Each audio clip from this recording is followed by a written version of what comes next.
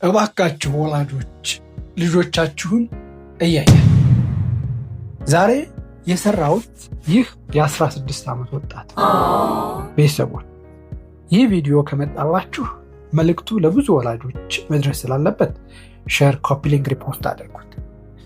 የሚገርማችሁ ሁለቱም የዘር ፍሬዎች ሆድ ውስጥ ነበሩ። ይህን ያህል ጊዜ ሆድ ዕቃ ውስጥ በሙቀት እየተቃጠሉ ነበር ማለት ነው። ስለዚህ ምንም እንኳን ዘግይቶ ቢመጣ መሰራቱ ግድ ነበር።